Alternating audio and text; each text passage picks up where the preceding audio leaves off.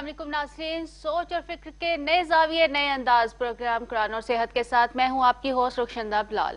नाज़रीन, जिंदगी और मौत बेशक खुदा के हाथ में है, लेकिन क्वालिटी ऑफ लाइफ को बेहतर करना वो हमारे अपने हाथ में है।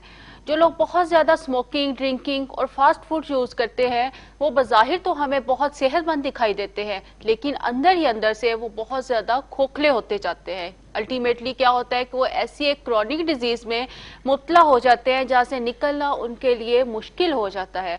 आज का टॉपिक भी हमारा कुछ इसी हवाले से है कि स्टमक प्रॉब्लम क्या है, यानी कि मैदे के इमराज आखिर ये किस वजह से होते हैं। क्या ये खराब खुराक की वजह से होते हैं, क्या इसका नींद प्रॉब्लम है, या ड्रिंकिंग या स्मोकिंग इसका प्रॉब्लम है। ये तमाम बातें हम डिस्कस करेंगे। बैनुल-अक़वामी शोहरत याफ्ता research scholar professor doctor Jameel Mehrvi, medal of merit president of Pakistan से, जो हमें कुरान और सुन्नत की रोशनी में इन तमाम बीमारियों का इलाज बताएंगे। अगर आज के टॉपिक के हवाले से आप हमसे कोई भी बात करना चाहते हैं तो स्क्रीन पर दिए हुए नंबर पर आप हमें लाइव कॉल भी कर सकते हैं। जी अस्सलाम वालेकुम डॉक्टर साहब। वालेकुम सलाम। जी डॉक्टर साहब, जैसे कि आज का हमारा टॉपिक है स्टमक के हवाले से, जो बहुत ज्यादा कॉमन डिजीज है, इसके बारे में आप क्या कहेंगे, क्या रीजन है इसकी? देखें, सबसे पहले तो ये कि इंसान के अंदर जो गेटवे है उसको सेहत व तंदुरुस्ती या बीमारियों की तरफ मुंतकिल करने का जो गेटवे है वो उसके अपना स्टमक मैदा है, और उसमें जो कुछ हम रॉ मटेरियल के तौर पे डालते हैं वो खुराक है जो हम रोज़मर्रा खाते हैं। अब जिस शख्स से भी पूछे वो कहता है जी मैं नॉर्मल सी खुराक लेता हूँ, मैं कोई ऐसा इतनी ज़्यादा कुछ चीज़ें नहीं खाता हूँ और बस घर के खाने लेता हूँ, या कभी कभार थोड़ा बहुत बाजार से। और उससे जब पूछा जाए तफसील तो वो वाकई मुख्तलिफ चीज़ें बता रहा होता है, लेकिन अगर उन सारी चीज़ों का मिजाज देखा जाए तो रुखशंदा वो ऐसे लगता है कि सारी एक ही मिजाज की वो सारी चीज़ें जो है वो खा रहा है, और जिस शख्स की जो चीज़ें पसंद हैं उसके नज़दीक वही एक आम और सादा खुराक जो है ना उसने तसव्वुर कर रखा है। कुरान के अंदर अल्लाह ताला ने इंसान की सेहत का बहुत खूबसूरत मोटो जो रखा है वो आयत है कुरान में कि अल्लाह ताला फरमाते हैं कि कुलू वशरबू वला तसरफू, खाओ पियो और इसराफ यानी हद से तजावज़ न करो। अल्लाह अल्ले तल्ले करने वालों को पसंद नहीं कर फरमाता। अब जिसको अल्लाह ताला पसंद ना फरमाए फिर उसको मुझे ये बताएं कि कुछ दूसरे, वो चाहे पूरी दुनिया उसको पसंद करती हो, तो उस शख्स का फिर क्या हाल होगा जब तक वो अल्लाह का पसंदीदा बंदा नहीं बनेगा। और अल्लाह का बंदा बनने के लिए ये बड़ा ज़रूरी है कि हम अल्लाह ताला के अहकामात जो कवानीन हैं उनको बिल यकीन के साथ तस्लीम करें और उन पे हम अमल पैरा हों। यही बात जो कुरान की आयत मैंने आपको दी, इसी को अगर हम देखें, आप सल्लल्लाहु अलैहि वसल्लम के पास से ये हदीस मिलती है कि आप सल्लल्लाहु अलैहि वसल्लम फरमाते हैं कि मोमिन उस वक्त खाने पे बैठता है जब उसे इंतहा की भूख लगती है, और उस वक्त खाने से हाथ खींच लेता है जब भूख अभी बाकी होती है। इस फलसफा जो है को अगर सामने रखते हुए हम देखें तो फिर भी हम बहुत सारी बीमारियों से बचे भी रहेंगे, और जितना हम थोड़ा खाएंगे उतना हम ज्यादा सेहत व तंदुरुस्ती की राह पर गामजन रहेंगे। अब ये देखें कि परिंदे जो हमने देखते हैं वो बहुत छोटा सा परिंदा होता है, उसके बहुत नरम और नाजुक से पर होते हैं, और वो बहुत थोड़ी खुराक चुनता है, और उसके बाद आप उसकी उड़ान देख लें उसकी, कि वो जैसे F-16 हमारे उड़ते हैं इस तरह से वो इतनी उसके अंदर एनर्जी होती है। इंसान जो है वो खा खा के उन चौपायों की मानंद होता चला जा रहा है, जिसमें अल्लाह ताला ने कुरान में कहा कि ये असफला साफिलीन, यानी कि वो चौपायों से भी नीचे चला गया। मैंने इसको आसन तख्लीक किया, आसन तकमीम बनाया, और इतना खूबसूरत मैंने इसको अपना शाकार बनाया, और मैं इससे बेपनाह मोहब्बत करता हूँ।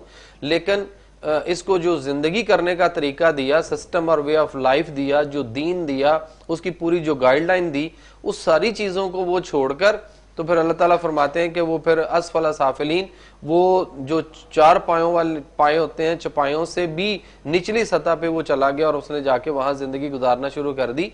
तो फॉर गॉड से कि आप अपने आप को, हमें अपने उस कुरान हकीम फुरकान मजीद की तरफ लेकर आना पड़ेगा जिसमें हमारा पूरा ज़ाब्ता हयात मौजूद है। फिर ख्वाह वो हमारी बीमारियों के मसाइल हों, या हमारे माशी मसाइल हों, या हमारे मुल्की मसाइल हों, जब तक हम कुरान से रोशनी नहीं लेंगे और कुरान के कवानीन और जो उसका आइन है अल्लाह ताला ने कुरान में हमें दिया है, जब तक हम मुसलमान उस आइन पे अमल नहीं करते उस वक्त तक हम फलाह नहीं पा सकते। और इसके लिए अल्लाह ताला ने आपको सूरह बकरा के स्टार्ट में ही फरमा दिया कि मैंने हदायत दी है, और हदायत जो है वो कुरान के अंदर मौजूद है, लेकिन हम उस हदायत को फॉलो नहीं कर रहे, जिसकी वजह से हम अपने मैदे को जो है वो खराब करते चले जा रहे हैं। जी, बहुत अच्छी बात की डॉक्टर साहब ने। हमारे साथ यहाँ पे कॉलर है, इमरान है कसूर से। जी इमरान। अस्सलाम वालेकुम डॉक्टर साहब। वालेकुम सलाम जी।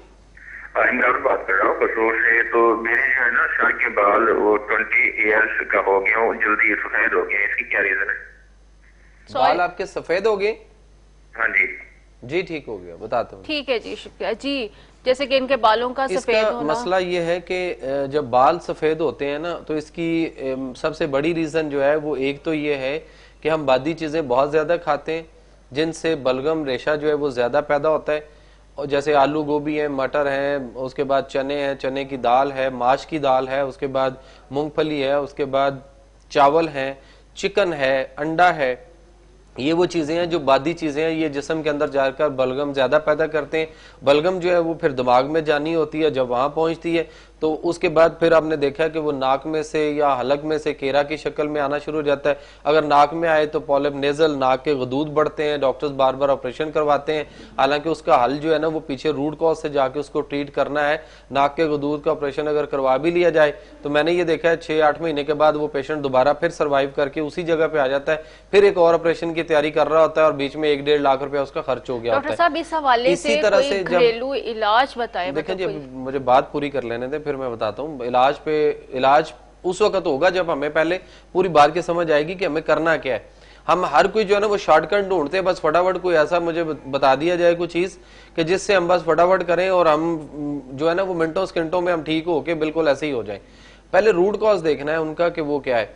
अब गला खराब हो जाता है, गले में गिरता है, दमा और सांस की तकालीफ और मैदे में गया तो वो बलगम जो है वो मैदे के साथ खुराक में हजम हुई, खून में चली गई, फिर पूरे जिस्म पे अजीब किस्म की मुख्तलिफ एलर्जीज पैदा होती हैं, जिसको डॉक्टर जो है वो कहते हैं कि इसका इलाज कोई नहीं, बस स्टीराइड और एंटी एलर्जी खाते रहे। हालांकि ऐसा नहीं है, उसके रूट का उस पर जाके ट्रीट करना पड़ेगा। अब इनका ये है, हो सकता है इनके बलगम रेशा हो जिस वजह से बाल जो है वो जल्दी सफेद होना शुरू हो जाते हैं। दूसरी वजह ये हो सकती है कि ये अपने सर के बालों की तरफ कोई तवज्जो नहीं देते। मिसाल के तौर पे हम शैम्पूज वगैरह तो बेशुमार यूज करते हैं, कंडीशनर यूज करते हैं, ये सारे मुख्तलिफ केमिकल्स हैं जो हम अपने बालों पे अप्लाई कर रहे हैं। सरसों का तेल है जो हमें लगाना चाहिए वो हम लगाते नहीं है। नहाने के फौरन बाद थोड़ा सा तेल लगा के सर में उसका बालों को वो देना चाहिए ताकि बालों को भी एनर्जी और रहे और उसके अंदर भी वो खुरदरापन ना आए, वो टूटे ना, वो सफेदी की तरफ ना जाएं और उनकी जड़ें जो है वो ठीक रहें और गंजेपन से हम बचे रहें।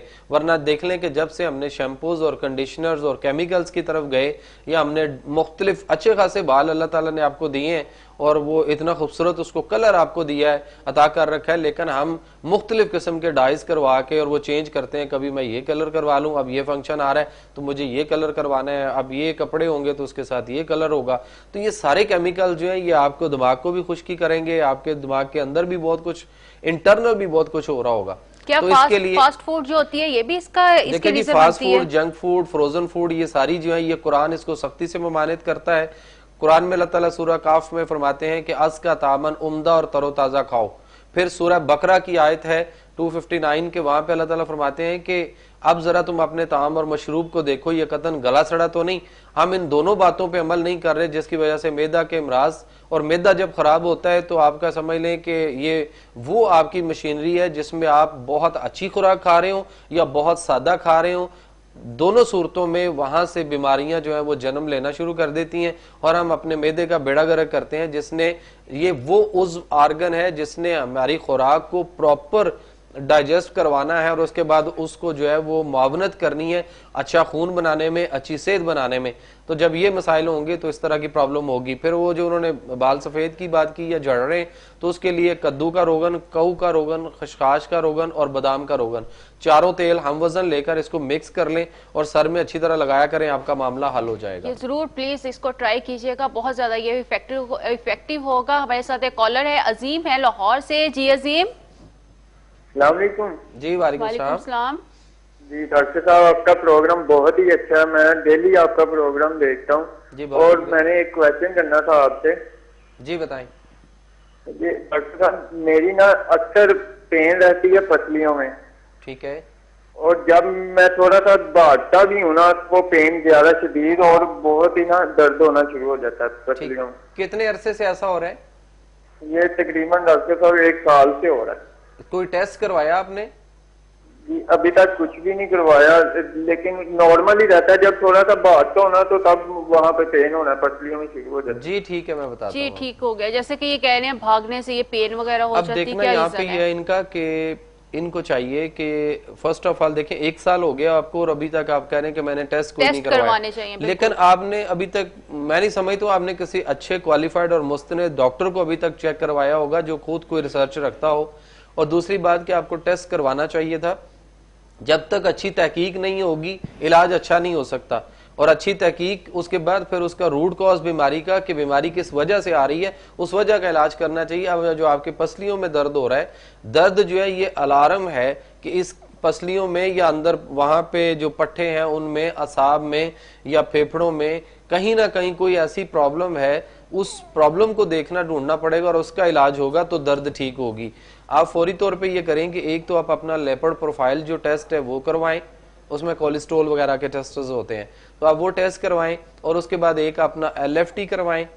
और वक्ती तौर पे अभी आप ये करें कि आप थोड़ा सा सुंड ले लें, 1/2 टीस्पून सुंड लें, और उसके साथ आप जो है आपने जीरा सफेद लेना है, 1 लौंग और 1 दालचीनी की लकड़ी आपने लेनी है फिंगर साइज, और इनको आपने 1 गिलास पानी में डाल के चूल्हे पर रख के आपने बॉईल करना है। और जब ये 1/2 गिलास रह जाए तो इसको कहवा बन चुका होगा, इसको नीचे उतार के इसको पुन कर उसमें जौहर शांदा का 1 पैकेट मिलाकर आप इसको नीम गर्म पिए।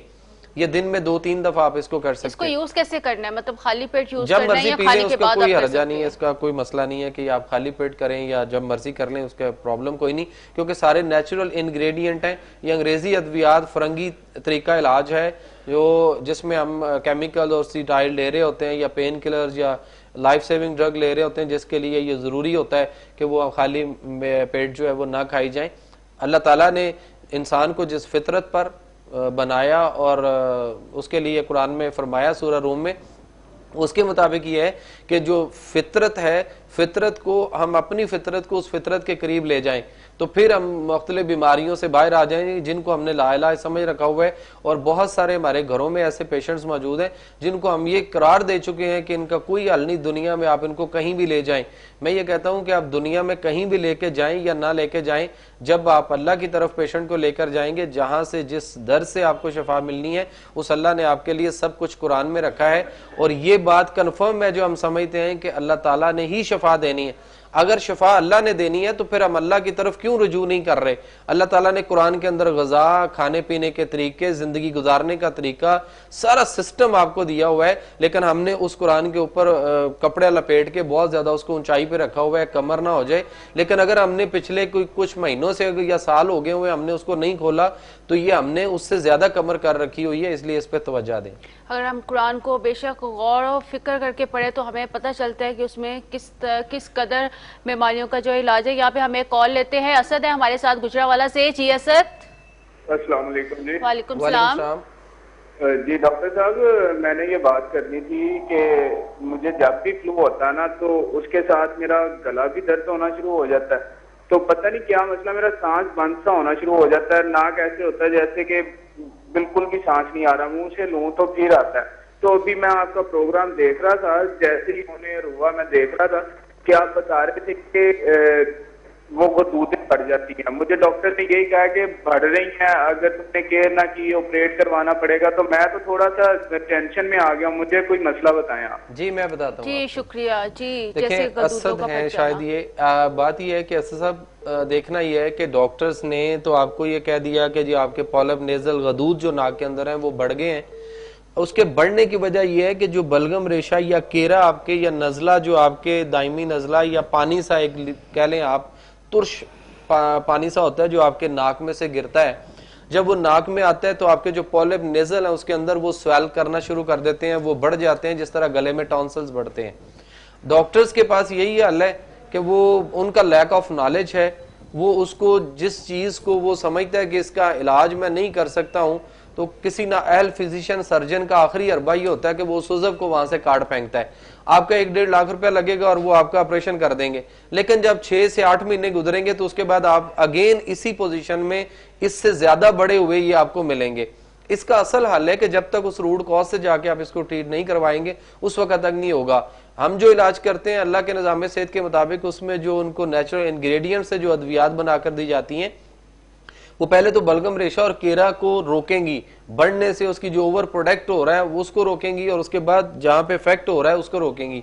और फिर ये जो पॉलिप नेजल्स या टॉन्सल्स कह लें, गले में जो ऐसे होते हैं, ये जो बड़ी हुई चीज है इसको वो ड्राई करना शुरू कर देगी, दवाइयां और गजा। उसके बाद वो खुद ब खुद जो है ना, ये बहुत ज्यादा सुर्ख होता है, फिर आहिस्ता आहिस्ता ये ब्राउन होगा, फिर काला होगा, और उसके बाद ये खुद ब खुद सुकड़ के जड़ जाता है, और उसके बाद दोबारा नहीं होगा। ये तो है इसका असल इलाज। वरना मैंने बहुत सारे ऐसे पेशेंट्स देखे हैं जो कहते हैं जी हमने 4-4, 6-6 ऑपरेशन करवा लिए हुए हैं और फिर हम अगेन एक ऑपरेशन के करीब पहुंचे हुए हैं और डॉक्टर फिर एडवाइस कर चुके हैं। तो इसलिए ना इसमें खुराक को भी देखना होता है और उसकी पीछे जो पोजीशन है उनको भी, और उसके मुताबिक इसका इलाज हो जाएगा, वरी नहीं हो। लेकिन ये मुश्किल नहीं है, काबिल इलाज मर्ज है। ऑपरेशन के जितने भी करवाएंगे उसमें हल कुछ नहीं होगा, फिर एक और ऑपरेशन की आप तैयारी कर रहे होंगे। ठीक हो गया डॉक्टर साहब। ये जो स्मोकिंग, ड्रिंकिंग और नशावर डिफरेंट किस्म की ये जो मेडिसिन वगैरह यूज करते हैं, इसका स्टमक पे कितना इफेक्ट पड़ता है? देखिए, सबसे पहले तो यह है कि मैदा जो है उसके अंदर एक अल्लाह ताला ने वो उजलात और पट्ठों से बनाया और उसमें एक हरारत रखी है, जिस हरारत ने उस खुराक को हजम करना है। अगर वो हरारत नहीं होगी तो खुराक ऐसे ही है जैसे फ्रिज के ऊपर वाले खाने में हमने फ्रीज कर दी है। मैदा ठंडा होगा तो खुराक आपने जो भी खाया है वो फ्रीज पड़ी रहेगी। अच्छा, उसके बाद ये है कि फिर वो देर से हजम होगी, उस वक्त तक वो आपके स्टमक के अंदर बासी हो चुकी होगी। और दूसरा हमने ये देखना है कि जो खुराक हम खा रहे हैं, जिसको हम मिली जुली खुराक, मतवाजन और डाइट बैलेंस समझते हैं, इसमें आप अंदाजा नहीं कर सकते कि अभी मैं अगर आपको बताऊं तो आप हैरान हो जाएंगे कि हम क्या खुद से ऐसा कर रहे हैं।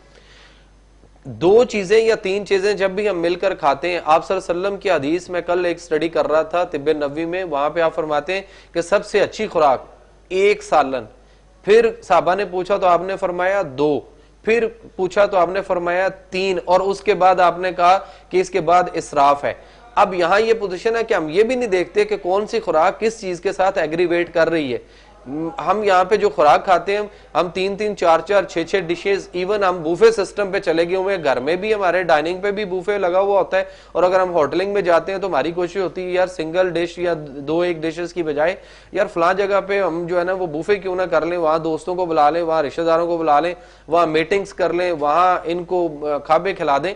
तो ये जो बूफे सिस्टम है, इसके अंदर या ज्यादातर खुराक खाने से जो मिक्सअप होता है, तो ये चीजें एक दूसरे से एग्रीवेट करती हैं, जिसकी वजह से मैदे के अंदर ऐसी ब्लास्टिंग और तबाही आती है जिसका हमें अंदाजा नहीं। इस पे मजीद बात करते हैं। हमारे साथ एक कॉलर है, तबस्सुम बानो है हमारे साथ हाफिजाबाद से। जी तबस्सुम। अस्सलाम वालेकुम डॉक्टर साहब। वालेकुम सलाम। जी वालेकुम सलाम। डॉक्टर साहब, वो मेरी एक बेटी की उम्र ना 7 साल है जी। वो ना बातें नहीं करती, मतलब 4 ईयर की हो गई, उसने मामा पापा कहना शुरू किया था उस वक्त। उम्र कितनी है उसकी? 7 ईयर है उसकी, 7 साल। कोई टेस्ट वगैरह करवाया या डॉक्टर्स को दिखाया? उसकी हमने इतनी मेडिसिन खाई, दूसरे कोर्स बताए, होम्योपैथिक के दूसरे डॉक्टरी कोर्स भी करवाए हैं, बस मामा पापा कहती है, वो कुछ बातें करने लगी, चाचा या चाची वगैरह इस तरह कहती है। चलो जी, उसको अब ला के थक चुके हैं हम उसका। जी ठीक है, शुक्रिया। जैसे कि ये बेटी के हवाले से 7 ईयर्स रक्षंदा, यहाँ पे ये पोजीशन है कि 7 सालों में वो बात एक ही रहती है, जिससे भी पूछे हमें यही मिलता है, बस जी दवाइयां बहुत खा ली हमने, होम्योपैथिक तरीका इलाज भी करके देख लिया हमने, एलोपैथिक भी करके देख लिया हमने, तिब को भी करके देख लिया, देसी हकीम भी कोई नहीं छोड़ा, दम वाले भी कोई नहीं छोड़े। लेकिन बात यह है कि अभी जब तक हमें यही नहीं पता चलेगा कि प्रॉब्लम असल रीजन क्या है, उस वक्त तक दवाई के लिए आप किसी के पास भी जाएंगे तो मैं नहीं समझता हूँ कोई ये नहीं कहेगा कि मैं दवाई नहीं बेचता हूँ, उसने फौरी दवाई बेचनी है, पैसे लेके जेब में डालने हैं। पेशेंट को आराम आए या ना आए तशखीस पे डिपेंड करता है। अब यहाँ मुझे नहीं पता कि इसके टेस्ट, वो कोई बात नहीं हुई, टेस्ट हुए नहीं 7 सालों में, ये पता ही नहीं। अभी हो सकता है कि ब्रेन एट्रोफी हो, दिमाग का साइज छोटा हो, उसकी वजह से वो मतलब वो तो 7 साल उम्र करके अपने पूरे कर रही है या बढ़ गई है उसकी जिसामत।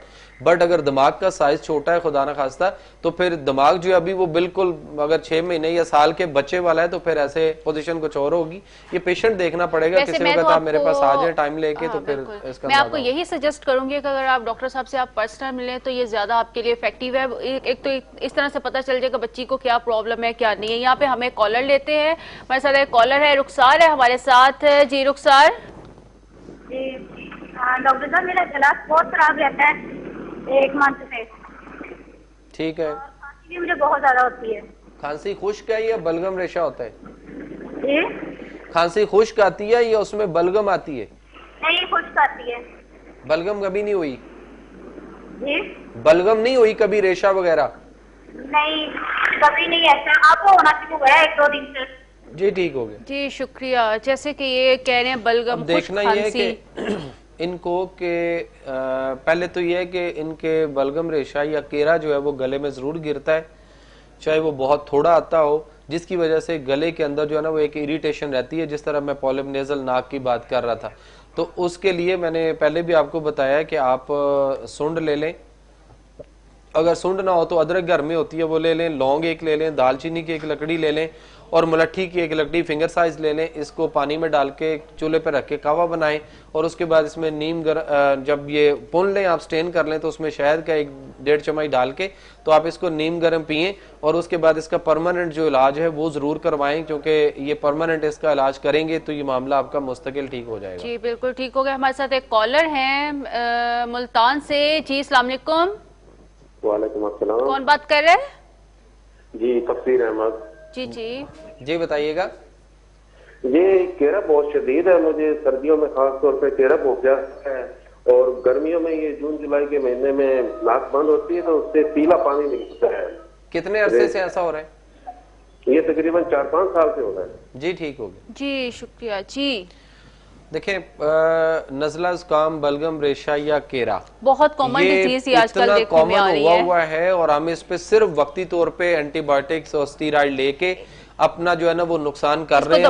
वो रुक जाता है, वो अंदर दब जाता है, उसके बाद वो फिर बहुत सारे प्रॉब्लम करता है और अगर वो मैदे में गिरता रहेगा तो आपके लिए बहुत सारी एलर्जीज का बायस बनेगा, जिसको डॉक्टर लाइलाज करार देते हैं। हालांकि ऐसा नहीं है, उसके रूट कॉज से जाके उसको ट्रीट किया जाए तो ये ठीक हो सकता है।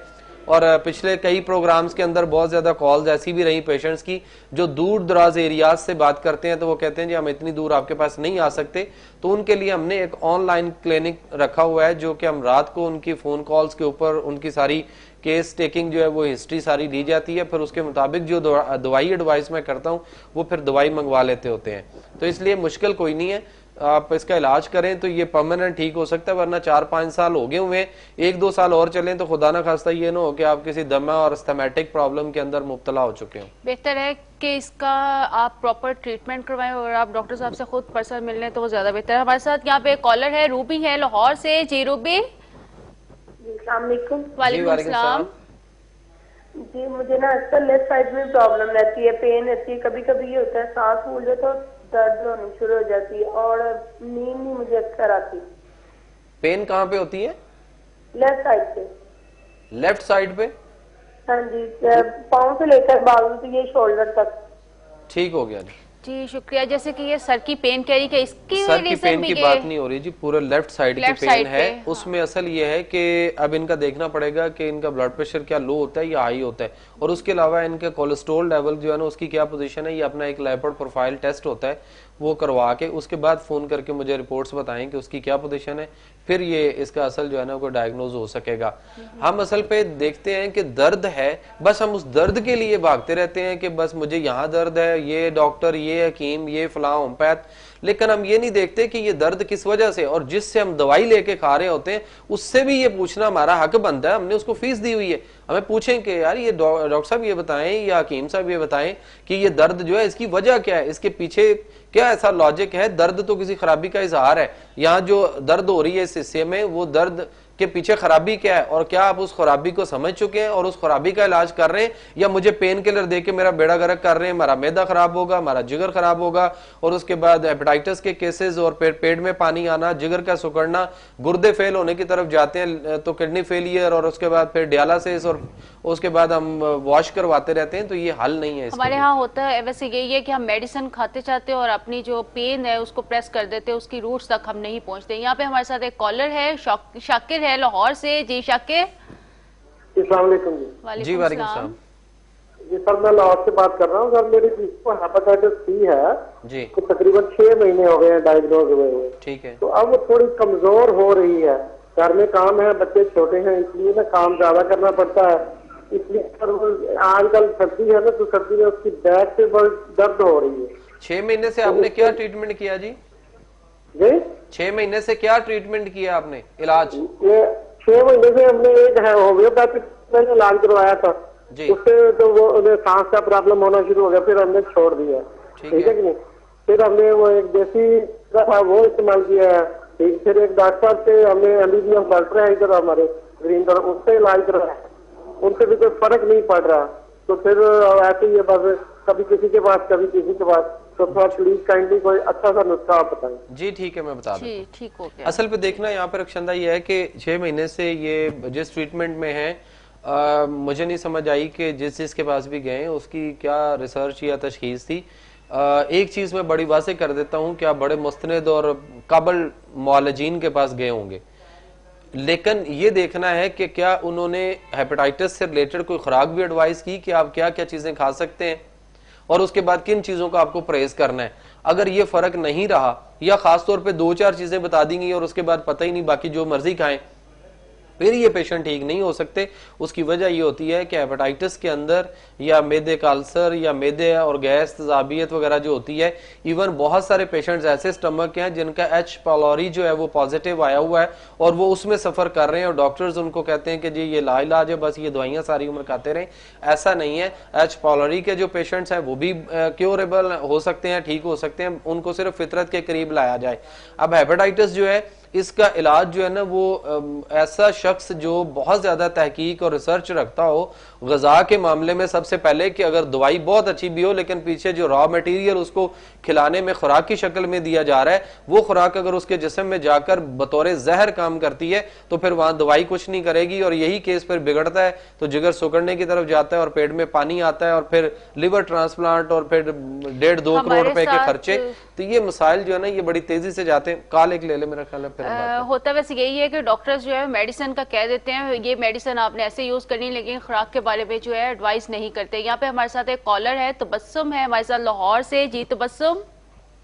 डॉक्टर साहब हमने बच्ची के बारे में बात की थी ना आपसे जी। वो उसको पैदाइशी ऑक्सीजन नहीं मिली हुई थी, 8 घंटे बाद वो मैक्सिमम रोई, आधे घंटे बाद। जी जी क्या हुआ था उसको? वो आधे घंटे बाद रोई है, पैदाइश के आधे घंटे के बाद। ठीक है, वो बता दें, इसलिए उसका मसला अगर वो बोलेगी कम बोलेगी या लेट बोलेगी। जी आपको ला के मुझे चेक करवाना पड़ेगा। इसका कोई सीटी स्कैन या एमआरआई वगैरह कोई टेस्ट हुआ है पहले? बता दें हमें। जी शुक्रिया। तो बस वालों की कॉल थी हमारे साथ हाफसाबाद से। जी डॉक्टर साहब, आई डोंट नो कि आपने अभी तक इसका एमआरआई करवाया या नहीं हुआ, सीटी स्कैन हुआ या नहीं हुआ, ईएमजी एक टेस्ट होता है, इलेक्ट्रोमायोग्राम होता है, वो टेस्ट हुआ या नहीं हुआ। जब तक ये आप या तो मेरे पास ले आए, मैं पहले इसको देखूंगा, फिर उसके मुताबिक टेस्ट एडवाइस कर दूंगा इनमें से कौन सा करवाना है। फिर उसके मुताबिक इसको, चूंकि ये दोबारा कॉल आई है, मैंने उस वक्त भी ये कहा था कि ये पेशेंट देखना पड़ेगा, आप इसको ला के मुझे चेक करवा दें ताकि सही तशखीस पहले हो, फिर उससे रिलेटेड कोई टेस्ट जो जरूरी होगा वो कौन सा करवाना है, फिर हमें पता चलेगा कि प्रॉब्लम असल कहाँ पे है। फिर उसके मुताबिक जब उसका इलाज करेंगे और खुराक बताई जाएगी तो फिर इंशाल्लाह ये पेशेंट जो है वो सर्वाइव करेगा और नॉर्मल जो है ना वो अपनी जगह पे आ जाएगा। हम इससे पहले बात कर रहे थे हेपेटाइटिस के हवाले से। हेपेटाइटिस जो है ये 4 से 6 महीनों में पेशेंट का जो है वो अलाइजा मेथड जो होता है वो नेगेटिव होना चाहिए। पीसीआर के अंदर अगर आपका नॉट डिटेक्टेड आ भी जाए तो इसका मतलब नेगेटिव नहीं है। नॉट डिटेक्टेड का मतलब होता है कि नजर नहीं आया, डिटेक्ट नहीं हो सका। पेशेंट की जो पेशेंट हेपेटाइटिस में नॉट डिटेक्टेड की रिपोर्ट करवा कर अपने आप को नॉर्मल समझते हैं, उनसे मैं बार बार रिक्वेस्ट करता रहा हूं, पहले भी अब भी करता हूं कि वो अलाइजा मेथड अपना जो है वो करवाएं, जिसमें पेशेंट की वायरस कट ऑफ वैल्यू आती है, तो उससे पता चलेगा कि अभी भी आप पेशेंट हैं, तो फिर आपको इलाज की असल जरूरत है। अदरवाइज अगर आप नॉट डिटेक्टेड की रिपोर्ट के ऊपर अपने आप को नॉर्मल समझ के जिंदगी गुजार रहे हैं, तो आगे चल के पेट में पानी आएगा, जिगर सुखड़ेगा, जिगर के कैंसर की स्टेजेस स्टार्ट हो जाएंगी, तिली का साइज बढ़ गया होगा, बहुत सारे गंभीर मसाइल मुब्तला हो जाएंगे, और फिर उस वक्त जो है ना इलाज भी बड़ा महंगा हो जाएगा, और उस वक्त पेशेंट को सर्वाइव करवाना जो है वो जरा ज्यादा मुश्किल हो जाता है। तो इसलिए इस पे तवज्जो दें। खासतौर पे हम जो पेशेंट को अल्लाह के निज़ाम सेहत की रास्ते पे डाल के जो उनकी ट्रीटमेंट कर रहे हैं, हमारे पास जो रिजल्ट्स हैं वो अल्लाह का शुक्र है कि बहुत सारे पेशेंट 2 से 3 या 3 से 4 महीनों में, और कुछ पेशेंट ऐसे होते हैं जो जरा पुराने मरीज और बहुत सारे टीके और इंजेक्शन थेरेपी करवा चुके होते हैं, तो वो कुछ 6-8 महीने उनको लगते हैं। इस पे मजीद बात करते हैं। हमारे साथ एक कॉलर है, रबिया है हमारे साथ लाहौर से। जी रबिया, गुजरावाला से। हेलो, अस्सलाम वालेकुम। जी वालेकुम सलाम। सर मुझे 5 साल से डस्ट एलर्जी है, लेकिन पिछले 1 साल से मेरी एलर्जी इस कदर बढ़ गई है, मेरा सांस बंद हो जाता है। जी ठीक हो गया। और इनहेलर लेने से सांस आता है। जी ठीक है। जी ठीक हो गया। इस पे हमने इस पे हम कुछ दिन पहले हमने एक पूरा प्रोग्राम भी इस पे किया था। डस्ट एलर्जी या एलर्जी किसी भी चीज की, कुछ लोग कहते हैं खाने पीने की चीजों से है, कुछ डॉक्टर्स कहते हैं कि आपको कलर से है, कोई कहते हैं आपको कपड़े पहनने से है, कोई कहते हैं आपको पोलन एलर्जी है, कोई कहते हैं आपको किसी धुएं से है। ये सारी चीजें जो है ना, ये सिर्फ डॉक्टर की बेबुनियाद इल्जामात हैं उस मरीज के ऊपर। बेसिकली एलर्जी कोई बीमारी नहीं है, जिस्म के अंदर एक हसासियत, एक रिएक्शन का नाम है, और इसका बेहतरीन इलाज जो है वो अल्लाह ताला ने अपने निज़ाम सेहत में तो रखा है। बहुत सारे पेशेंट्स को हमने ट्रीट करके देखा जिनको डॉक्टर्स ने कहा कि आपने ये वैक्सीन करवाते रहना है, आपने ये एलर्जी की दवाइयां सारी उम्र खाते रहना है। देखें, आपके बलगम रेशा जो आपके ज्यादा बन रहा है वो आपके फेफड़ों में जा रहा है, जब वो फेफड़ों में पहुंचता है वहां पे रुकता है, ब्रोंक्यूल्स के अंदर जब वो ब्लॉक होता है तो आपको उस वक्त सांस की तकलीफ और दमे के अटैक्स आना शुरू हो जाते हैं। और दमे की दवाइयां और एलर्जी और स्टीराइड्स खा खा के हम अपने गुर्दों को और जिगर को खराब कर रहे हैं, केस हेपेटाइटिस की तरफ और मैदे में तजाबियत और अल्सर की तरफ जाते हैं। आप अगर मेरे पास आ जाएं तो उसके बाद जिन डॉक्टर्स के आप अंडर ट्रीटमेंट नहीं है, फिर इंशाल्लाह मैं चैलेंज करता हूं कि बाद में आप उनको दिखा लीजिएगा, 1-1.5 महीने में आपको फर्क नजर आ जाएगा। और 4-6 महीने अगर या 3-4 महीने अगर आप इसको ट्रीटमेंट कर लें तो ये आपकी प्रॉपर एलर्जी और ये नजला जुकाम, बलगम, केरा, रेशा, दमा, इवन जो इनहेलर लोग ले रहे हैं इनसे जान छूट जाती है। इवन ऐसे पेशेंट्स हैं रक्षंदा जिन्होंने नेबुलाइज मशीनें घर में रखी हुई हैं और वो घंटे 2-2 घंटे बाद नेबुलाइज कर रहे होते हैं, और 4-4 मुख्तलिफ कंपनियों के उन्होंने इनहेलर रखे हुए हैं जिनसे वो पंप कर रहे हैं। ये सारा स्टीरॉइड है और ये वक्ती ट्रीटमेंट है, ये इलाज नहीं। जी बहुत अच्छी बात की डॉक्टर साहब ने। हमारे साथ एक कॉलर है, शमा है लाहौर से। जी शमा। जी डॉक्टर साहब से मैंने अपना मसला डिस्कस करना था जी। बवासीर का प्रॉब्लम है मुझे। किसका जी? काफी पुराना है, अगर डॉक्टर को दिखाया था, लेडी डॉक्टर को, तो वो कहती है कि ऑपरेट कराना पड़ेगा, ये आखिरी स्टेज है इसकी। प्रॉब्लम क्या बताई? तो ये पखाने के साथ खून आता है मुझे किसी वक्त, जब सख्त होता है और दर्द होती है। जी ठीक हो गया। बवासीर का प्रॉब्लम है आपका। जी बवासीर का प्रॉब्लम, पाइल्स जिसे हम कहते हैं, बवासीर का प्रॉब्लम है। ये फिर वही बात जो आज हमारा टॉपिक था कि मैदा जो है ये गेटवे होता है इंसान की सेहत और बीमारी की तरफ मुंतकिल करने का। हम मैदे के अंदर ऐसी ऐसी चीजें डालते हैं, उसको ऐसा खराब करते हैं कि जब वो मैदा जो है वो तजाबियत आंतों के अंदर भेजेगा, और आंतों के अंदर जब इन्फेक्शन हो जाएगी और उसके साथ सुयर कब्ज होगी। ये गर्मी खुश्की के पेशेंट्स होते हैं, इनके आंतों के अंदर गर्मी, हरारत, हिद्दत बहुत बड़ी हुई होती है और साथ खुश्की होती है। इनका पखाना जो है वहाँ ड्राई पड़ा रहता है, सुयर कब्ज रहती है, जिसकी वजह से बाद में जब वो बहुत ज्यादा जोर लगाते हैं तो उनकी आंतों के अंदर से खून रिश्ता है, और वो फिर इतना का रिश्ता है कि पखाना कम और वहां पे जो है वो ब्लड बहुत ज्यादा आ रहा होता है। इसका हल ऑपरेशन क्या करवाएंगे आप? ऑपरेशन किस चीज को वो उसने करना है? ज्यादा से ज्यादा अगर होगा आपके वहां पे कोई मौके बने हुए हैं मकद में या अंस के अंदर, तो वो उसको जो है वो थोड़ा सा वो काट देगा बस, और ऑपरेशन से उसने क्या करना है? तो बवासीर का ऑपरेशन नहीं है। होममेड कोई ट्रीटमेंट जो इनके लिए होममेड ये है कि फौरी तौर पे ये अदरक, जीरा और पुदीना और उसमें कलवंजी, 4 चीजों का ये कावा बना के लें, और उसके बाद ये परमानेंट इलाज अगर करना है तो फिर अल्लाह के निज़ाम सेहत की तरफ मेरे पास आ जाएं तो इंशाल्लाह ये मुकम्मल इसका जो है ना वो हल मौजूद है। अब यहाँ ये वाले जितने मसाइल हैं, ये आज जो हमारा टॉपिक था उसके ऊपर जितनी मसाइल हैं, इनमें अब देखें कि मैं अभी एक बात करता हूँ कि हम लोग दही खाते हैं तो दही जो है ये सिर्फ सुबह की खुराक है, ये दोपहर की और रात की खुराक हरगिज नहीं है। हजरत अली रज़ियल्लाहु अन्हु का कौल है कि जो शख्स सुबह दही खाता है मैं हैरान हूं वो मर कैसे जाता है। और फिर आप फरमाते हैं कि वो शख्स जो शाम को दही खाता है मैं हैरान हूं कि वो बच कैसे जाता है। और हम अंदाजा कर लें कि हम दही किस तरह से खा रहे हैं। अब दही खाना सिर्फ सुबह नाश्ते में है, और वो भी वो जो सर्दी खुश्की के मरीज हैं वो दही नहीं खा सकते। जितने नज़ला ज़ुकाम एलर्जी के पेशेंट हैं, ये अगर सुबह नाश्ते में भी दही लेंगे तो इनके लिए ये जहर की तरह साबित होगी।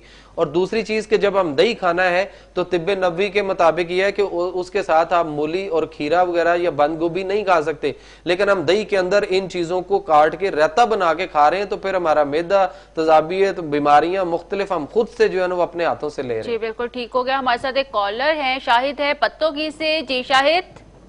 अस्सलाम वालेकुम। जी वालेकुम सलाम। ये डॉक्टर साहब से बात करनी है। जी बताइएगा। सर ना मेरी बाईं तरफ ना सारा कंधा भी और नीचे लात भी सारी दर्द करती है, और ना इधर सीने में दर्द अक्सर रहती है। ईसीजी भी कराई है, सब कुछ कराया, लेकिन ना नहीं कुछ भी हुआ। जी ठीक हो गया जी। ये अपना जो है ना आप लाइपिड प्रोफाइल एक टेस्ट होता है, पहले वो करवाएं। आपका ये पता चले कि आपका जो कोलेस्ट्रॉल लेवल है वो कहाँ पे है, उसमें फिर जो गुड कोलेस्ट्रॉल है वो कहाँ पे है, बैड कोलेस्ट्रॉल कहाँ पे है, ट्राइग्लिसराइड की क्या पोजीशन है, उसके बाद समझ आएगी। आप रिपोर्ट करवा के फिर मुझे फोन पे बात कीजिएगा। अच्छा, मैं बात कर रहा था कि दही के साथ हम खीरा, मूली या बंद गोभी वगैरह का इस्तेमाल जो करते हैं ये इंतहाई मुज़र सेहत है। और दही जो है ये सुबह सिर्फ नाश्ते में और उसके बाद सारा दिन में हम दही का इस्तेमाल हमें नहीं करना चाहिए, ये भी बीमारियों की तरफ लेके जा रहा है। और फिर जब हम तिब्बे नबवी को देखते हैं तो उसके मुताबिक ये है कि जब आप चावल खा रहे हो तो चावलों के ऊपर दही डालकर खाना इंतहाई मुज़र सेहत है। लेकिन आप देख लें कि हम क्या कर रहे हैं कि हम चावल भी खाते हैं, चावलों के ऊपर दही भी डालते हैं, और उस दही के अंदर हमने रायता बनाना है पहले तो हम उसके अंदर हमने मूली भी काट के डाली हुई है, खीरा भी डाला हुआ है। अब अगर इन सारी चीजों का मिजाज देखें तो कोई चीज सर्दी वाली है, कोई खुश्की वाली है, कोई गर्मी वाली है, कोई तरी वाली, और हम अजीब किस्म के अंदर अपने मैदे में खिचड़ी बना रहे हैं। बाद हम समझते हैं कि जो चीजें हमारे सामने पड़ी हैं, चाहे वो बूफे हैं या 3-4 मुख्तलिफ डिशें हैं, आप सल्लल्लाहु अलैहि वसल्लम ने सख्ती से मना फरमाया कि कोई एक डिश एक वक्त में जो है वो खाएं, और उसके साथ ये देखना है कि कौन सी चीजें जो है ना वो उसके साथ नहीं खाई जा सकती। मैंने इसमें से कुछ चीजें जो है ना वो निकाली है, मैं आप तक वो पहुंचाता हूं कि बाज किस्म की मछलियों के साथ दूध का इस्तेमाल जो है वो फुलबेरी बर्स का भी बायस बनता है। मछली के साथ अंडा खाने से नकरस यानी जोड़ों का दर्द जो है उसकी बीमारी के इम्कान बहुत हद तक जो है ना वो बढ़ जाते हैं। मछली के गोश्त और मुर्गाबी के गोश्त को इकट्ठा इस्तेमाल नहीं किया जा सकता। मछली जब हम खा रहे होते हैं तो उसके साथ शहद का इस्तेमाल जो है वो मुज़र सेहत है। उसके बाद मछली के साथ गुड़, चीनी, पनीर वगैरह ये भी मुज़र सेहत है अगर उसके साथ हम खाते हैं। इंतहाई गर्म रोटी जो आज का टॉपिक है उसके हवाले से कि इंतहाई गर्म रोटी के साथ दही या ठंडी लस्सी का इस्तेमाल या ठंडे पानी का या कोल्ड ड्रिंक्स वगैरह का इस्तेमाल न करें, क्योंकि दोनों की खासियत जो है वो एक दूसरे से मुतजाद होती है। लस्सी, दही, पनीर के साथ खरबूजा, खीरा, मूली, गोभी, अचार वगैरह को इस्तेमाल न करें, वरना बीमारियों को खुद जो है ना वो दावत दे रहे हैं। उसके बाद है दूध के साथ तेल में फ्राई या पकी हुई चीजें इस्तेमाल नहीं करनी चाहिए, लेकिन हम फ्राई चीजें लेके खा रहे होते हैं, साथ दूध की लस्सी बना के पी रहे होते हैं और उसको भी हम ठंडा करके पी रहे होते हैं। फिर दूध के साथ तुरशी और तुरशी के साथ पका हुआ जो गोश्त है उसको भी इस्तेमाल नहीं करना चाहिए। चिकनाई, मिठाई, खटाई वाली चीजें जो होती हैं, खट्टी चीजें, खीरा है, ककड़ी है, इसके फौरन बाद दूध या शरबत या कोल्ड ड्रिंक्स का इस्तेमाल नहीं करना चाहिए, लेकिन हम कर रहे हैं। उसके बाद दूध के साथ घी वगैरह जो हम लेते हैं, मतलब हम पराठा या कोई ऐसी चीज लेते हैं ऑयली, तो उसके साथ दूध का इस्तेमाल नहीं करना चाहिए। दूध के साथ कांजी, सिरका, मछली, इमली, अखरोट, लीमू, जामुन वगैरह का इस्तेमाल भी हमें नहीं करना चाहिए। तो ये वो सारी चीजें जो हम खुद से कर रहे हैं। इंसान को अल्लाह ताला ने पूरा निज़ाम सेहत जो है वो दिया है कुरान में, हम उसको फॉलो नहीं कर रहे हैं। हम बाहर समझते हैं मुख्तलिफ चीजें पड़ी हैं जी, पहले हमने ये खा ली फिर वो, और उसके बाद जो है ना अजीब किस्म के मसाइल आ रहे हैं। जी बिल्कुल, इस पे मजीद हम बात करते हैं। हमारे साथ एक कॉलर है, खालिद है हमारे साथ। जी खालिद। अस्सलाम वालेकुम मैम। वालेकुम सलाम। कहाँ से बात कर रहे हैं? से बात कर रहा हूँ मैं। जी जी बोले। सर मुझे एच प्रोरी पॉजिटिव है, मैं बहुत सी दवाइयाँ खा चुका हूँ, मेडिसिन एलोपैथिक होम्योपैथिक सारी खा चुका हूँ। प्रॉब्लम क्या बताइए आपने? प्रॉब्लम क्या बताई? एच प्रोरी सर जी पॉजिटिव आया है।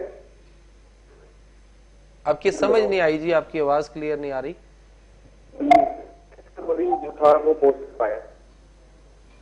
सॉरी नहीं समझ आई जी, आपका प्रॉब्लम नहीं समझ आ रही। अब थोड़ा सा क्लियर बोले। चलो ठीक है।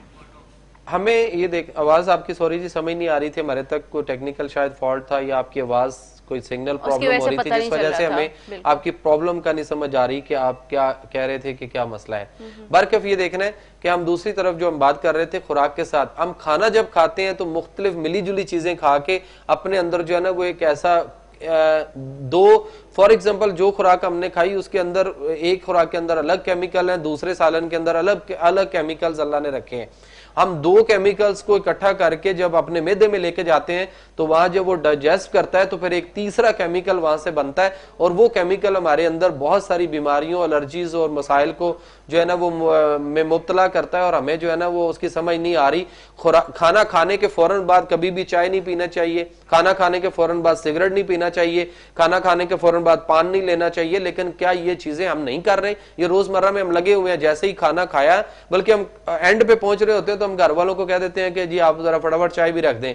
मेहमान आया होता है तो वो भी कहता है जी मुझे अगर इसके बाद चाय देनी है तो फटाफट दे दें, मुझे जाना है, मुझे बड़ी जल्दी है। उसके बाद बहुत सारे लोग हमने ये देखा है कि अभी डाइनिंग पे बैठे हैं, खाना खा रहे हैं और वहीं पे उसके बाद फौरन वो स्मोक करना शुरू कर देते हैं। खाना खाने के फौरन बाद स्मोकिंग भी इंतहाई मुजरे सेहत है। खुदा के लिए अपने आप पे रहम करें, वरना फिर ये लाइलाज इमराज, डॉक्टर, भारी फीसें, भारी टेस्ट और फिर उसके बाद एक वक्त ये आता है कि फिर आपको ये खुराक जो आज आप बेताशा खा रहे हैं और कुरान की इस आयत की नफी कर रहे हैं, अल्लाह की इस बात को नहीं मान रहे कि खाओ पियो और इसराफ ना करो, तो बाद में एक वक्त आता है कि ये जो खुराक होती है ये फिर हम दवाई की शक्ल में ले रहे होते हैं। जो दवाइयां होती हैं वो फिर हमारे पास इतनी होती हैं बल्क में कि फिर हम उन दवाइयों को उस वक्त खुराक की शक्ल में खा रहे हैं। बिल्कुल, डॉक्टर साहब ने ये बात बहुत अच्छी की कि हम इधर से खाना खा रहे होते हैं और साथ ही कहते हैं हम चाय पी लें, या जेंट्स जो है वो स्मोकिंग की तरफ आते हैं। यहाँ पे हम एक कॉल लेते हैं। सोनिया है हमारे साथ इस्लामाबाद से। जी सोनिया। वालेकुम सलाम। जी मैंने डॉक्टर साहब से बात करनी थी। जी बताइएगा। जी डॉक्टर साहब मेरी अम्मी को मसला है हार्ट का। किसका जी? कि हमने ईसीजी भी करवाई, एंजियोग्राफी भी करवाई है, दिल का वाल एक सिकुड़ रहा है, डॉक्टर कह रहे हैं। जी ठीक हो गया, ठीक हो गया। हार्ट की प्रॉब्लम है, हार्ट की प्रॉब्लम है। हार्ट के अंदर दो ही चीजें जो है ना वो ब्लड में सफर कर रही होती हैं, एक कोलेस्ट्रॉल होता है, चिकनाई जिसे हम कहते हैं, और एक जो होता है वो कैल्शियम होता है जो ब्लड के अंदर सर्कल कर रहा होता है।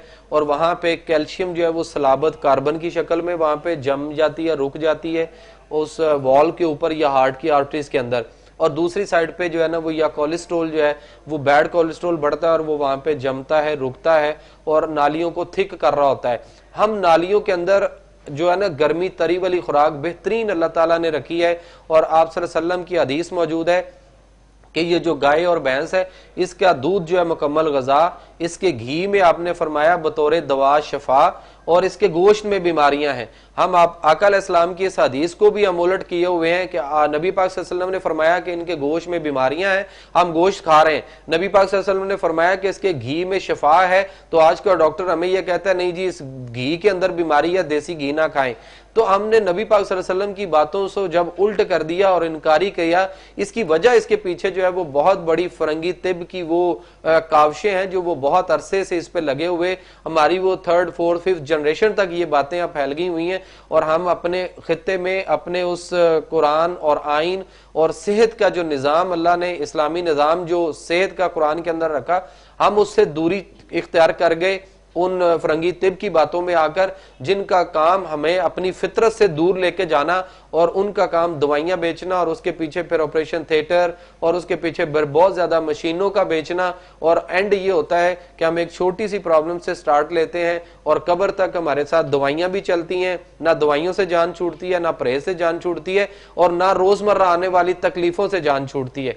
तो इसलिए ना आप वो कुछ ऐसी चीजें हैं जो डिस्कस बाद में भी करने वाली होती हैं। तो मेरे जो फ़ोन नंबर है वो मोबाइल आपके पास आ रहे हैं, 24 आवर ऑन होते हैं। आप बाद में मशवरा कर सकते हैं, कुछ चीज़ें डिटेल से पूछने वाली होती हैं। और वो पेशेंट जो ज़्यादा दूर है या सफ़र नहीं कर सकते, उनके लिए ऑनलाइन क्लिनिक हमने रात को रखा है कि वो रात को 8 बजे के बाद मुझे फ़ोन कॉल करते हैं, तो फिर डिटेल से उनकी बात होती है, फिर उसके मुताबिक उनकी खुराक और दवाई एडवाइस होती है और उनका इलाज बिल्कुल ठीक हो गया। यहाँ पे हमारे साथ कॉलर है नौशीन है लाहौर से। जी नौशीन। अस्सलाम वालेकुम जी। वालेकुम सलाम। डॉक्टर साहब, मैं आपसे बात करना चाहती हूँ डॉक्टर साहब कि मेरे मुंह पे बाल हैं बहुत ज्यादा ना, चीन पे कुछ मसला मेरे गले में भी है, मैं बोलती हूँ और मेरी आवाज बहुत भारी हो जाती है, उसकी वजह से ना मुझे बहुत प्रॉब्लम रहती है और ज्यादातर मेरी चीन पे बाल हैं। तो मैं चाहती हूँ मुझे कोई ऐसा तरीका बताएं कि ये बदनुमा चेहरे पे बाल खत्म हो जाए। जी ठीक हो गया। चेहरे पे बाल है, गैर जरूरी बाल हमारे चेहरे पे और बहुत सारी जगहों पे आ जाते हैं। ये रक्षंदा हार्मोनल प्रॉब्लम होती है, इनका गायनी का जो खवातीन का फंक्शन है वो अपसेट होता है। और बहुत सारे तो लेडी डॉक्टर्स ने बेड़ा गर्क किया हुआ है, उनका फैमिली प्लानिंग की अद्वियात इस्तेमाल करवा के, और अगर उनके हार्मोन्स जो पीरियड्स हैं वो अगर अपसेट हों तो उसमें भी हम वो फैमिली प्लानिंग पिल्स दे रहे होते हैं जो रोजाना एक गोली खानी है। बाहर से जब हम हार्मोन लेंगे तो अंदर का आपका जो एंडोक्राइन सिस्टम है, अंदर जो हार्मोन्स बनाने का मुख्तलिफ अल्लाह ताला ने फंक्शंस रखे हैं, वो सारे काम बेड़ा गर्क कर रहे होते हैं, जिस वजह से बहुत सारे मसाइल आते हैं। फिर चेहरे पे बाल निकलना, बहुत सारी खवातीन की तो दाढ़ी तक बन चुकी हुई है। आप जब तक फितरी तरीका इलाज की तरफ नहीं आएंगे उस वक्त तक क्योर नहीं होंगे। इसके लिए बाद में आप मुझे फोन कॉल कर लीजिएगा, इससे रिलेटेड कुछ चीजें आपको पूछनी पड़ेंगी, फिर आप ज्यादा बेहतर हो जाएगा। डॉक्टर साहब, जिन लोगों के खाना खाने के बाद मैदे में बहुत ज्यादा जलन रहती है, आप इस हवाले से क्या कहेंगे? यहाँ पे पहले सबसे पहले हम कॉल लेते हैं, बाद में इसकी तरफ इस बात की तरफ हम आएंगे। जी हमारे साथ एक कॉलर है। जी अस्सलाम वालेकुम। वालेकुम सलाम सर। कौन बात कर रहे हैं? सर खातम खान कर रहा हूँ दुनियापुर से। अरे सर डॉक्टर साहब से बात कर रही सर। जी बताइएगा। डॉक्टर साहब मैं आर्मी से रिटायर हूँ, तो मुझे तकरीबन 5-6 साल से शुगर है सर। तो आर्मी वाले डॉक्टरों के पास जाते हैं सर, उन्होंने मुझे कोई एक गोली दी थी जो चर्बी काम करने वाली। अभी सर पट्टे बहुत कमजोर हो गए हैं, अब डॉक्टर साहब के पास जाते हैं तो बार बार वही दवाई दे देते हैं, अल्फोलिन वगैरह। ये अभी कंधों में दर्द सर, ये बाजू ना बैक साइड पे नहीं जा सकते, यानी कि जाम हो गया है, ये मसला सर। जी ठीक है, बताता हूँ जी। सबसे पहले तो रूट कॉज इनका जो समझ आया वो ये है कि शुगर है इनको 5-6 साल से।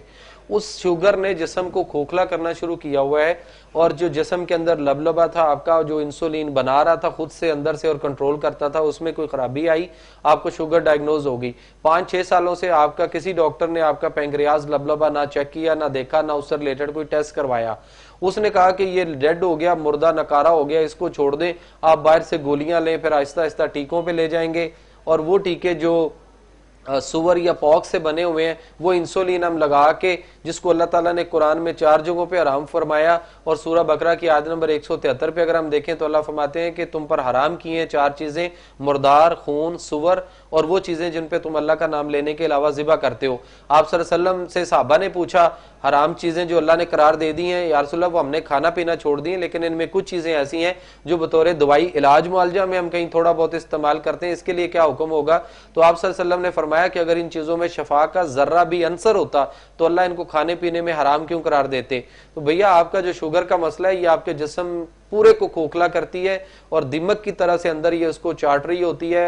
पट्ठों का मसला, आपके बालों का मसला, आपकी आंखों का मसला, आपके गुर्दों का मसला, आपके हार्ट का मसला, आपके जिगर का मसला, आपके जिस्म में बहुत सारे खिंचाव और दर्दों का मसला, वजन तेजी से कम होना, हम बीमारियों का मजमुआ बनते चले जा रहे हैं। तो ये दवाइयां, परहेज, टीके, सब कुछ करने के बावजूद भी अल्लाह ने शफा देनी है, तो अल्लाह ने जिन हलाल चीजों से शफा रखी है, हम जब तक उन हलाल चीजों पे नहीं आएंगे हराम से अल्लाह ताला शफा नहीं देगा। एक बात, और दूसरी ये है कि आप शुगर को कंट्रोल करने के साथ साथ अपने लबलबे का इलाज करवाएं।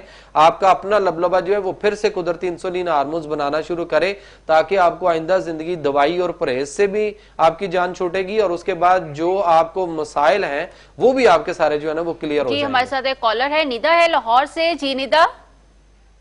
हेलो अस्सलाम वालेकुम। जी वालेकुम सलाम। हाँ जी, मैं बात करना चाह रही हूँ कि मेरे हार्मोन्स खराब हैं, और मैं डॉक्टर ने मुझे ग्लूकोफेज बताई हुई है, और वो अगर मैं ना लूं तो मेरे आपको शुगर है? जी एक बताइए, आपको शुगर है? नहीं, शुगर नहीं है। तो फिर ये ग्लूकोफेज है, ये तो डायबिटिक ड्रग है। ये ग्लूकोफेज मुझे नहीं समझ आती, डॉक्टर्स जो हैं वो, लेडी डॉक्टर्स खासतौर पे खवातीन को हार्मोन में भी वो दे देती हैं और उसके बाद इनको मोटापे में भी दे देती हैं। खवातीन का पेट बड़ा हुआ तब भी उनको ग्लूकोफेज दे देती है। मुझे समझ नहीं आती कि यहाँ ये कोई पूछने वाला नहीं है इनको इस तरीके से कि इसके साइड इफेक्ट क्या है। डायबिटिक ड्रग जो है वो वहां पे क्या काम करेगी? वो कहते हैं ये हार्मोन है, इसके बगैर गुजारा नहीं है। और ये एक नहीं, ये 4-5 डॉक्टर के पास विजिट किया है। ओके, मैं बताता हूँ आपको। बेसिकली एक तो ये कि आप मुझे बाद में कॉल कर लीजिएगा, मैं फिर आपको फोन कॉल के ऊपर इसका मशवरा दे दूंगा। लेकिन ये है कि वो खवातीन जिनको डॉक्टर्स ने, उनको शुगर नहीं है लेकिन डॉक्टर्स ने उनको ग्लूकोफेज जो है ना वो किसी भी और हवाले से कह के दे दी हुई है, तो खुदा के लिए अपने पे रहम करें, वरना यही ग्लूकोफेज आपके उस लबलबा को इफेक्ट करेगी। क्योंकि इसने शुगर को कंट्रोल करना होता है। लबलबा जो है वो कभी रेस्ट पे चला जाता है, कभी वो बनाता है, कभी नहीं बनाता। एबनॉर्मेलिटी लबलबे के अंदर आएगी, बाद में आप शुगर के मुस्तकिल मरीज बन जाएंगे। और इस पे जो है ना वो अपना ख्याल करें और सेहत की तरफ आएं और अल्लाह के उस निज़ाम में सेहत जो फितरी तरीका इलाज है उसकी तरफ आएं तो आप मुस्तकिल ठीक हो सकते हैं। खासतौर पे वो पेशेंट जो जिनके बहुत सारे मसाइल हैं, कॉल नहीं मिल सकी, वो बाद में हमें मोबाइल पे कॉल कर सकते हैं और जो आना चाहें वो इलाज के लिए आ सकते हैं और जो नहीं आ सकते उनके लिए ऑनलाइन क्लिनिक भी हमने शुरू किया है, वो उसमें राब्ता कर सकते हैं। बहुत शुक्रिया डॉक्टर साहब आपका। जी नाज़रीन, हमारे प्रोग्राम का वक्त खत्म हुआ जाता है। अगर आप किसी भी बीमारी के हवाले से डॉक्टर साहब से पर्सनल मिलना चाहते हैं तो आप उन्हें 03219462 पर कॉल कर सकते हैं। इसके साथ ही डॉक्टर जमील महरी और अपनी होस्ट रुखशंदा बिलाल को प्रोग्राम कुरान और सेहत के साथ इजाजत। अपना बहुत सारा ख्याल रखें। कल फिर सेम टाइम सेम चैनल एक नए टॉपिक के साथ आपकी खिदमत में दोबारा हाजिर होंगे। तब तक के लिए अल्लाह हाफिज।